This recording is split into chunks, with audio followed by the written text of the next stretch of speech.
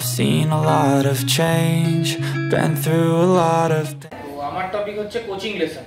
পল্লব sir এক্ষুনি দেখালেন তোমাদের, সেটা হচ্ছে টিচিং লেসন নিয়েছিল এবং আমার টপিকটা হচ্ছে কোচিং লেসন।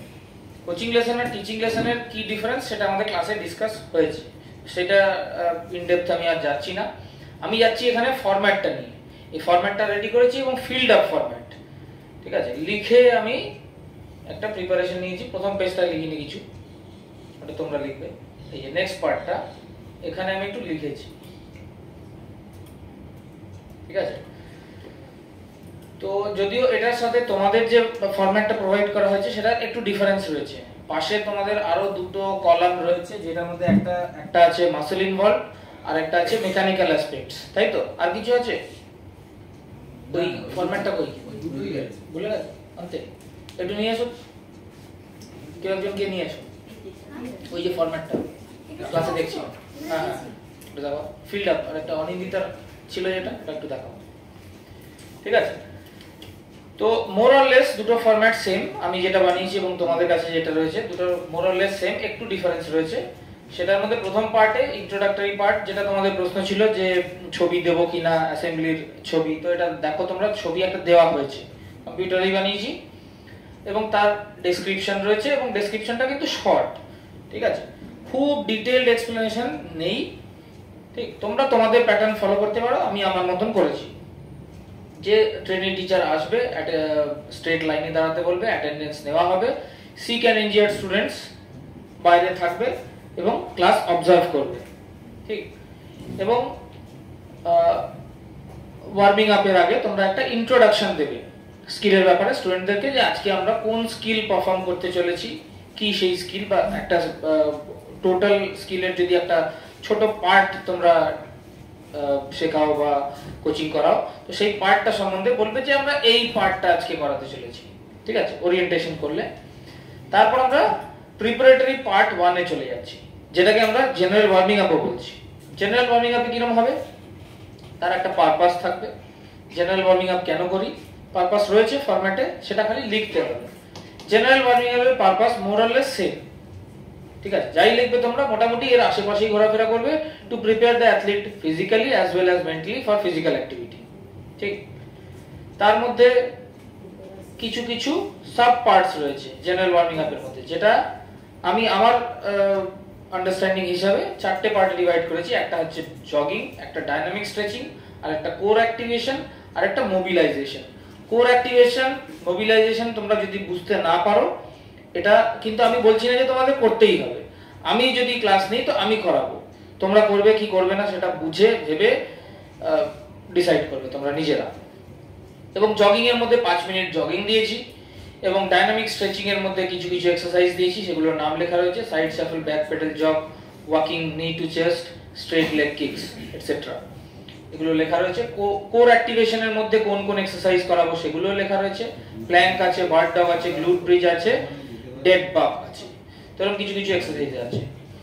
মোবিলাইজেশনের মধ্যে কি কি করাবো সেগুলোও লেখা রয়েছে, ঠিক আছে, শুধু এক্সারসাইজের নাম, ঠিক আছে। তোমাদের খাতায় অনেক সময় লেখা থাকে, আমি দেখেছি, এতগুলো রিপিটেশন করাবে, এতগুলো সেট করাবে, এত ডিটেল আমার মনে হয় না দিলেও চলবে, ঠিক। জেনারেল ওয়ার্মিং আপ শেষ হলো, এরপরে আমরা মুভ করছি প্রিপারেটরি পার্ট 2 বা স্পেশাল এক্সারসাইজের দিকে, যেটা পারপাস হচ্ছে, এটা হচ্ছে একটা শর্টপুটের লেসন, ঠিক আছে। তো শর্টপুট জেনারেল ওয়ার্মিং আপে যে কোনো লেসনেরই কিন্তু purpose more or less same, কিন্তু স্পেসিফিক ওয়ার্মিং আপে তোমার লেসন ওয়াইজ, তোমার কন্টেন্ট ওয়াইজ কিন্তু পারপাস ভ্যারি করবে। তুমি যে অ্যাক্টিভিটি করাতে চাইছো সেটার মতন করে তোমাকে স্পেসিফিক ওয়ার্মিং আপ করাতে হবে, যেটা এখানে রয়েছে। Shoulder, trunk, leg muscle involve হচ্ছে শর্টপুটে, তো এই সমস্ত মাসলগুলোকে বিশেষত করে ওয়ার্ম আপ করতে হবে। এছাড়াও জেনারেল ওয়ার্মিং আপ কিন্তু আমাদের হয়ে রয়েছে। জেনারেল ওয়ার্মিং আপের পরে আমরা কিছু স্পেসিফিক মাসল যেগুলো একটু বেশি বেশি করে ইনভলভ, সেগুলোকে ওয়ার্ম আপ করছি। যার মধ্যে শোল্ডারের স্পেসিফিক ওয়ার্মিং আপ করার জন্য আমি কোন কোন এক্সারসাইজ করব সেটা লেখা রয়েছে, লেগের জন্য আমি কোনটা কোনটা করব সেটা লেখা রয়েছে, এবং ট্রাঙ্ককে স্পেসিফিক ওয়ার্মিং আপ করার জন্য আমি কোন কোন এক্সারসাইজ করব সেটাও লেখা রয়েছে, ঠিক। স্পেসিফিক এক্সারসাইজের পার্ট শেষ হলো। এবার আমরা মুভ করলাম মেইন পার্টের দিকে, কোচিং লেসন এখানে হচ্ছে আমাদের পারপাস হচ্ছে গ্লাইড টেকনিক, পেরিও ব্রায়ান্ট টেকনিক শেখা, ঠিক? তো এই স্কিলটা আমরা জানি যে মোটামুটি এই 3 রকম ভাগে ভাগ করা যায়, স্ট্যান্স, গ্লাইড আর পাওয়ার পজিশন। তো এই 3টে পজিশন আমি ব্রিফ এক্সপ্লেনেশন দিলাম এই 3টে ফেজের সম্বন্ধে, যেটা তোমরা বইতেও পাবে অনেক সময়। এরপরে আমি দিলাম যে কোন কোন ড্রিলস করানো হবে তোমাদেরকে, এটাও আমার লেসন প্ল্যানিং এর একটা অংশ, যে কোন কোন ড্রিল আমি তাদেরকে করাবো সেটা আমি আগের থেকে প্ল্যান করে গেলাম। সেটার জন্য এরকম কিছু পিকচার রয়েছে, বইয়েরই পিকচার, এটা হাতে আঁকা নয়, উপরে গুলো হাতে আঁকা ছিল, এগুলো বইয়ের পিকচার তুলে এখানে পেস্ট করা হয়েছে। তো এবং এই ড্রিলটার একটা এক্সপ্লেনেশন দেওয়া রয়েছে এবং এই ড্রিলটার একটা এক্সপ্লেনেশন দেওয়া রয়েছে, দুটো ড্রিল রয়েছে, দুটো ড্রিল আমি করাচ্ছি। এবং যেহেতু কোচিং লেসন, তোমরা জানো যে এখানে আমাদের সাবজেক্ট যারা আছে তারা রিলেটিভলি অ্যাডভান্সড, ম্যাচিওর, এবং তারা স্কিলটা সম্বন্ধে কিন্তু জানে, তারা একদম স্কিলটা সম্বন্ধে অজ্ঞ নয়, জিরো থেকে শুরু করছে না। তো তাদেরকে আমরা পারফর্ম করাচ্ছি। যখন আমরা ডাইরেক্ট স্কিলের দিকে যাব, হোল স্কিলের দিকে যাব, তখন আমরা তাদের সেই স্কিলের মধ্যে কিছু কিছু ফল্টস আর এরার্স আইডেন্টিফাই করব, ঠিক? এই আইডেন্টিফিকেশন করতে গেলে তোমাদের কি লাগবে, কি দরকার? সব থেকে প্রথম দরকার হচ্ছে তোমাদের অবজারভেশন এবিলিটি এবং এক্সপিরিয়েন্স। তোমার যদি এক্সপিরিয়েন্স থাকে, তুমি যদি সেই স্কিলটাকে নিজে অনেক প্র্যাকটিস করেছো এবং অনেককে পারফর্ম করতে দেখেছো, তাহলে তুমি বুঝতে পারবে যে সেই স্কিলটার মধ্যে সে কি কি ফল্টস করছে। সেই ফল্টস গুলোকে তোমাকে আইডেন্টিফাই করতে হবে এবং সেগুলোকে রেকটিফাই করতে হবে। এবং কমন কিছু ফল্টস, এইটা আবার ট্রিকি ব্যাপার, যে কোন এরার করবে তোমার স্টুডেন্ট তোমার ক্লাসে, তুমি তো প্ল্যানিং এর মধ্যে সেটা জানো না। তুমি লেসন নিচ্ছ, তুমি তো আগে থেকে জানো না যে সে কোন এরারটাকে পারফর্ম করবে, কিন্তু তবুও এখানে আমাদের লেসন প্ল্যানের মধ্যে কিছু দিতে হবে, যার জন্য আমি রেখেছি কমন এরার্স। কিছু কিছু কমন মিস্টেকস হয় শর্টপুটের গ্লাইড টেকনিকে, যেগুলো কমন মিস্টেকস হয় সেইগুলোকে আমি রেখেছি। এর বাইরে কিছু আনকমনও হতে পারে, সেটাও তোমাকে জানতে হবে। যদি আনকমন মিস্টেক সে করে, তার জন্য সেখানে তোমাকে অন দ্য স্পট ডিসাইড করে, যেটা লেসন প্ল্যানের মধ্যে নেই, হয়তো তুমি প্ল্যানিং এ তোমার এই এক্সারসাইজ গুলো ছিল, কিন্তু সে এই ফল্ট করলো না, সে অন্য কিছু একটা ফল্ট করলো, তখন কিন্তু তোমাকে সিচুয়েশন অনুযায়ী সে যেরকম ফল্ট করছে সেটারই কিন্তু তোমাকে কারেকশন দিতে হবে। তুমি এইটা লেসন প্ল্যানে রেডি করে এসছো বলে যে তোমাকে এটাই করাতে হবে, this is not the case. এটা হচ্ছে তোমার শুধুমাত্র ফল্টস কারেকশন এবং এরারের ক্ষেত্রে ব্যাপারটা বলছি, ঠিক আছে? বাকিগুলো কিন্তু প্ল্যান ওয়াইজই চলবে। তো এখানে এরার এক্সপ্লেন করা হয়েছে, তার রিজন, এরারটা কেন হয় সেটার কিছু মেকানিক্যাল অ্যাসপেক্ট বলা হয়েছে, ঠিক আছে? এবং তুমি কিভাবে সেটাকে রেকটিফাই করবে সেটাও বলা হয়েছে স্টেপ বাই স্টেপ। দুটো এরার, এরার 2, এরার 3, আর একটা হতে পারে কিছু, ঠিক আছে? 3টে 4টে 5টা এরার হতে পারে, আমি ডট ডট দিয়ে রেখেছি যে তুমি বুঝে তোমাদের মতন ইয়ে করবে। এবং তারপরে lead up activity. Lead up activity আগের বক্তা পল্লব স্যার বলেছেন এবং পুতুল ম্যাডামও বলেছেন, ঠিক? Lead up activity should be related to your content. যে স্পোর্টের উপরে, যে স্কিলের উপরে তুমি ক্লাস নিলে, সেটার সাথেই রিলেটেড হতে হবে তোমার লিড আপ অ্যাক্টিভিটি। এটা কিন্তু রিক্রিয়েশন গেম নয়, ঠিক আছে? রিক্রিয়েশন গেম মানে তুমি সাইমন সেস খেলিয়ে দাও, তুমি কাপস অ্যান্ড সসার্স খেলিয়ে দাও, ঠিক আছে? সেটা কিন্তু এই শর্টপুটের লেসনে চলবে না। শর্টপুটের লেসনে তোমাকে লিড আপ অ্যাক্টিভিটি নিতে হবে শর্টপুট রিলেটেড। তো দেখো এখানে একটা অ্যাক্টিভিটি লেখা রয়েছে, যেটার নাম হচ্ছে, বলা হচ্ছে ওভার দ্য রিভার। কি অ্যাক্টিভিটিটা? বেসিক্যালি একটা স্কিপিং রোপ রাখা হয়েছে একটু বাঁকা করে, ঠিক? আর এইদিকে একটা স্ট্রেট লাইন রয়েছে ধরো, তো মানে এই স্ট্রেট লাইনে তারা দাঁড়িয়ে রয়েছে এবং একটু বাঁকা করে একটা স্কিপিং রোপ রাখা রয়েছে। প্রথমে তারা শুরু করছে এখান থেকে, শর্ট তারা ছুটছে এবং ছুড়ে এই লাইনটাকে ক্রস করার চেষ্টা করলো, সবাই পেরে গেল। তারপরে তারা they will move towards the next step, তারা পরের লেভেলে গেল, যেখানে ডিস্টেন্সটা একটু বেড়ে গেল, এই কোণ থেকে লাইনের ডিস্টেন্স একটু বেড়ে গেল, চ্যালেঞ্জটা একটু বাড়লো, এখানে সবাই ছুটলো। তারপরে তারা এখানে চলে গেল, চ্যালেঞ্জটা আরেকটু বাড়লো, ঠিক আছে। এইরকম করে তাদেরকে একটা চ্যালেঞ্জিং অ্যাক্টিভিটিতে ইনভলভ করা, যেটাতে তারা এই মাত্র যে স্কিলটাকে শিখলো বা পারফর্ম করলো সেটাকে তারা অ্যাপ্লাই করার একটা জায়গা পায়, এবং সেটার মধ্যে একটা কম্পিটিশন হচ্ছে, একটা এনজয়মেন্ট হচ্ছে, ঠিক আছে, এনগেজমেন্ট হচ্ছে। তো এই হচ্ছে লিড আপ অ্যাক্টিভিটি। এবং লাস্টে কনক্লুডিং পার্ট যেরকম বাকিটা ছিল সেমই মোরলেস, যার মধ্যে কনক্লুডিং পার্টের মধ্যে কুলিং ডাউন এক্সারসাইজেস হবে, রিকালেকশন অফ ইকুইপমেন্টস হবে, রিঅ্যাসেম্বলি হবে, রিওরিয়েন্টেশন হবে এবং ডিসমিসাল হবে, এবং এইভাবে লেসনটা শেষ হবে, ঠিক আছে। তবে এর বাইরে তোমাদের লেসন প্ল্যানের ফরম্যাটে যেটা আমি দেখেছি সেটা আরো দুটো কলাম যোগ আছে। সেটা হচ্ছে একটা মাসেলস ইনভলভড, যে কোন কোন মাসেলের মধ্যে ইনভলভ হয়, এবং মেকানিক্যাল প্রিন্সিপালস ইনভলভড, ঠিক আছে। তো সেটাকেও সেরকম ভাবে লিখবে, যে স্কিল পারফর্ম করছো সেই স্কিলের কোন কোন মাসেল বেশি ইনভলভ হচ্ছে, মেজর মাসেলস কি কি, মাইনর মাসেলস কি কি, প্রাইমারি মাসেল, সেকেন্ডারি মাসেল, এগুলো এরকম ভাবে লেখার চেষ্টা করবে, এবং কোন কোন মেকানিক্যাল প্রিন্সিপালস এর মধ্যে বেশি ইনভলভ হচ্ছে। অ্যাকচুয়ালি দেখতে গেলে যে কোনো স্পোর্টস স্কিলে কিন্তু প্রায় সমস্ত বা বেশিরভাগ মেকানিক্যাল প্রিন্সিপালসই ইউজ হয়, ঠিক আছে। কিন্তু কোনো কোনো মেকানিক্যাল প্রিন্সিপাল খুব ভালোভাবে এক্সপ্লেন করা যায় কোনো একটা স্কিল দিয়ে, ঠিক আছে। যেমন ধরো যদি বলো ব্লক স্টার্ট, তো ব্লক স্টার্টে বলবো নিউটনের থার্ড লটাকে খুব ভালোভাবে এক্সপ্লেন করা যায়, যে যত জোরে তুমি ব্লককে পুশ করবে, ব্লকও কিন্তু তোমাকে তত জোরেই পুশ করবে, ঠিক আছে। তো এই ধরনের মেকানিক্যাল প্রিন্সিপালস গুলো যেটা সেই স্কিলের সাথে খুব ওতপ্রোতভাবে জড়িত, সেইগুলোকে খুঁজে বার করার চেষ্টা করবে এবং সেগুলো লিখবে, ঠিক আছে। তো that was all about coaching lesson. Any question? Sir ওই যে ঠিক আপনি ফেজেস অফ টিচিং যেটাতে গেছেন, মানে কোচিং ফেজ আরো পড়ুন।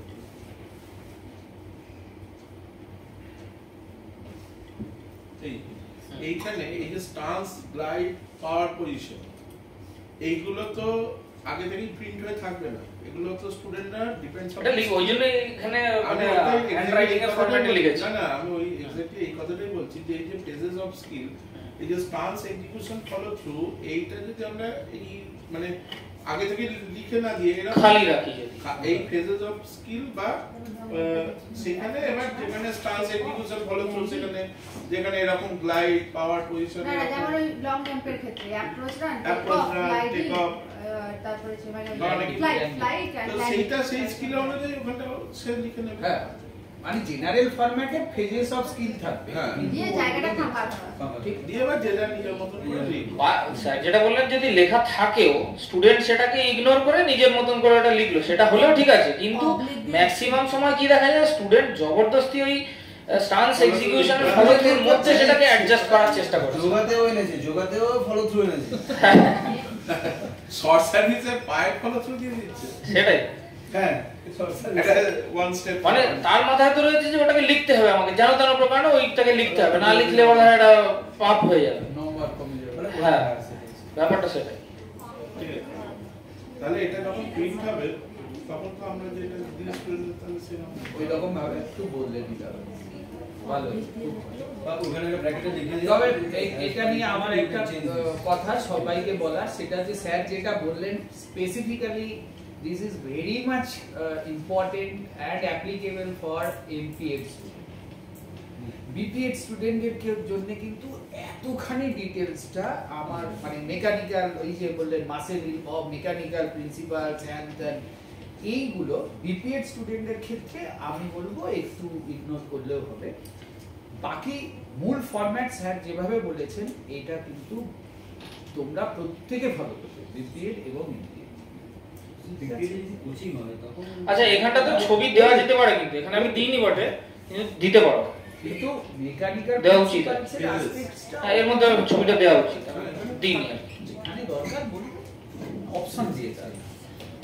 আচ্ছা, আরেকটা কথা আমি বলে নিই, এই যে স্যার বললেন বিশেষ করে বিপিএড এবং মাস্টার ডিগ্রি সবার জন্য, যে কোন এক্সারসাইজে কোন মাসেল ইনভলভ, প্রাইমারি মাসেল বা সেকেন্ডারি মাসেল বা স্পেসিফিক মাসেল, এইগুলো কিন্তু লাইব্রেরিতে দুর্ধর্ষ দারুণ বই আছে, দারুণ বই আছে। কাইনেসিওলজির বই দেখবেন, কাইনেসিওলজির বই দেখবেন, এত সুন্দর করে আছে। এই যে তুমি অ্যারোবিক্স করো, জিমন্যাস্টিক্স করো বা যোগাসনের প্রত্যেকটা পোজে কোন কোন মাসেল কতখানি করে ইনভলভ, একদম কালার ছবি করে সুন্দর করে দেওয়া আছে। এরকম দারুণ বই আমাদের লাইব্রেরিতে আছে। আমি তোমাদের যেটা বলতে চাই, ইউ মাস্ট ভিজিট লাইব্রেরি। লাইব্রেরিতে যাও, সেই বইগুলো দেখো, প্রচুর বই পড়ে আছে। তোমরা কেউ লাইব্রেরিতে সেইগুলো ঘাঁটো না, যাও না, খুঁজে বেড়াও না, তোমরা শুধু নোট আর রেডিমেড জিনিসের দিকে হাঁটো। প্রচুর আছে। ওই যে বললাম স্যার, যেমন পল্লব স্যার বললেন না, প্র্যাকটিক্যাল যেন প্র্যাকটিস ড্রিল। তুমি একটা যদি বাস্কেটবলের লেসন করো, একটা বাস্কেটবলের বই বের করো বা ইন্টারনেটে একটা সার্চ করো, দেখবে হাজার হাজার স্কিল, এত সুন্দর সুন্দর প্র্যাকটিস ড্রিল আছে, তারা অভ্যেস করছে। ইউ জাস্ট কালেক্ট, চুজ করে নাও 4-5টা সহজ জিনিস, দুটো চুজ করে নাও, ওর মধ্যে থেকে ইজি হবে, পারবে। বোঝা গেল? তো এটা নিজেকে ড্রাইভ দিতে হবে। আমি সেদিনেও বলেছি যে teaching as a teacher, teaching যখন তুমি মাঠে টিচিং করছো, তখন ক্রিয়েটিভিটি অনন্ত, অসীম ক্রিয়েটিভিটি জায়গা তোমার কাছে থাকে। লেসন প্ল্যান আমাদের একটা বাধা ধরা প্রোগ্রামকে ফরম্যাট করে দেয়, কিন্তু তার মানে এই নয় যে তুমি সেই ক্রিয়েটিভিটিটা কাজে লাগাবে না, ঠিক আছে? সুতরাং সেটাকে তোমরা ব্যবহার করো। আমি দেখেছিলাম তোমাদের পরীক্ষার সময় বিপিএড এর থিওরি পরীক্ষায় ঝুমা এবং আরো দু একজন এটা চেষ্টা করেছিলেন, ভালো লেগেছে, কিন্তু আরেকটু ফরম্যাটিং ওয়েতে আরেকটু ভালো করে ওটাকে চেষ্টা করতে হবে। উদাহরণ কি দেবে, মডেল কি ইউজ করবে, ডায়াগ্রাম কিভাবে প্রের করবে, জিনিসটা কিভাবে শেখাবে, এটা তো আমরা বলে দিচ্ছি। যেমন স্যার বললেন, পল্লব স্যার একটা কথা বলেছেন, খুব ইম্পর্টেন্ট, মাথায় রাখবে ভালো করে। আমি ওই জন্য বলেছিলাম খাতা পেন সবার কাছে থাকা উচিত, এটা বেশিরভাগই থাকবে না। সেটা হচ্ছে যখন তুমি একটা স্কিল শেখাচ্ছ বা তাদের এগোচ্ছ, তখন ডেফিনেটলি কেউ একটা পদ্ধতি ফলো আমরা করি না অ্যাজ এ টিচার হিসাবে। আমরা প্রথমে ডেমনস্ট্রেশন করি, হোল স্কিলটাকে দেখিয়ে দিই, তারপরে যখন তাদের প্র্যাকটিসে দিই, তখন কিন্তু আবার সেখান থেকে সরে আসে, তাই না? যেমন ধরো একটা ক্যালিস্থেনিক্সের লেসনে তুমি একটা ডেমো করে দিলে, কিন্তু ডেমো করে তারপরে তুমি ডেমনস্ট্রেশনের পরেও বেসিক্যালি একটার বেশি লেসন শেখাও, মানে এক্সারসাইজ, তাহলে দুটো এক্সারসাইজকে যখন একসাথে করার টিচিং করছো, তখন কিন্তু সেটা ডেমো শুধু থাকছে না, তখন সেটা প্রোগ্রেসিভ পার্ট মেথডে চলে যাচ্ছে। কারণ তুমি একটা এক্সারসাইজ থেকে পরের এক্সারসাইজে প্রোগ্রেস করছো, সেটাও কিন্তু ওই মধ্যে। আবার তুমি যদি ওই এক্সারসাইজে ডান হাত বাঁ হাত বা ডান পা বাঁ পা মানে দিকটাকে মেনশন করে কোনো ফিগার পুট করো, তাহলে কিন্তু তুমি যদি তোমার সামনে ক্লাস 5-6 এর স্টুডেন্ট থাকে, তুমি যদি তাদের বলো ডান হাত তোলা দেখাও, মানে তুমি ধরো এক্সারসাইজে করে প্রথমে বাঁ হাত তোলা আছে, তাহলে তুমি যদি ডেমো করার সময় প্রথমে বাঁ হাত তোলো, তাহলে ওরা কিন্তু সবাই ডান হাত তুলবে, কিন্তু তুমি চাইছো বাঁ হাত তুলতে। তাহলে এখানে টিচার হিসাবে কিন্তু ডেমনস্ট্রেশনের সঙ্গে সঙ্গে মিরর মেথড ব্যবহার করতে হবে। We tell it mirror method, মানে ওরা যদি বাঁ হাত তোলে তোমার কাছে যদি থাকে, তাহলে তোমাকে ডেমো করার সময় ডান হাত তুলতে হবে বা ডান হাতকে এক্সটেন্ড করতে হবে, ডান পাকে দেখাতে হবে। তাহলে এখানে ডেমনস্ট্রেশনও থাকবে, মিরর মেথডও থাকবে। বোঝা গেছে কি? এইভাবে একাধিক মেথড ওখানে ইনভলভ থাকে, ইনস্ট্রাকশন মেথড ইনভলভ থাকে, ঠিক আছে? Whole method, whole part method, part method বা হোল পার্ট হোল মেথড, যা করো সেইগুলো সমস্তই স্যার সেইভাবে বলেছেন। ওগুলোকে কিন্তু সচেতন ভাবে করতে হবে। এমন নয় আগের বছরের দিদি ওইটা লিখে রেখেছে, আমি পেয়েছি, যা লিখেছে আমি ধুমধাম করে লিখে দিলাম। whether you are following that imitation method যদি থাকে, imitation method লিখতে হবে, mimicry method লিখতে হবে। বোঝা গেছে কি? এগুলোকে থিঙ্কিং করতে হবে, মেন্টাল প্র্যাকটিস করতে হবে। আমি সেদিনে বলেছি যে যত বেশি, কালকে আমি এই ক্লাস নেব, আজ রাত্রিবেলা যে যত বেশি মানসিকভাবে প্র্যাকটিস করবে মনে মনে, সে তত ভালো টিচিং করতে পারবে। এইটা মাথায় রাখবে। ভীষণভাবে স্যার সুন্দরভাবে এটা করে তোমাদের দেখিয়ে দিয়েছে, স্যারকে আমি বলেও ছিলাম এটা। সুতরাং প্রত্যেকে আমরা যেটা দিয়েছি সেটার বাইরেও স্যারের এইটা সবাই স্যার পাঠিয়ে দেবে সবাইকে মানে গ্রুপে ইয়ে করে দেবে, যাতে ওটা মডেল হিসাবে রেখে এইখানে তোমরা লিখতে পারো। আর বাকি যেখানে যা কিছু দরকার হবে মনে হবে জিজ্ঞাসার স্যার তো আছেন সঙ্গে, ঠিক আছে, স্যারকে গিয়ে বলবে স্যার এইখানটা লিখতে পারছি না, কি লিখবো। বোঝা গেল কি? আমি চাই যে বেস্ট লেসন তৈরি করো এবং পার্টিকুলারলি প্রত্যেকেই বেস্ট টিচার হিসাবে নিজেদের তৈরি। ওকে। আর একটা কোচিং লেসনে কিন্তু টিচিং এডও ইউজ করতে পারো তোমরা। মাঠের মধ্যে ছোট বোর্ডের মধ্যে যদি মানে ইভেন্টের একটা ডায়াগ্রাম রাখো, পিকচার রাখো, তাহলেও ভালো হয়। ঠিক আছে, কিছু কিছু ইনস্টিটিউশনে আমরা পরীক্ষা নিতে যাই, তারা কিন্তু করে এবং বেশ ভালোই হয়, ব্যাপারটা খারাপ হয় না। ইভেন যারা ল্যাপটপও রাখে, ল্যাপটপও রাখে বা ল্যাপটপ যার কাছে ইভেন মোবাইলেও দেখাচ্ছে ভিডিও।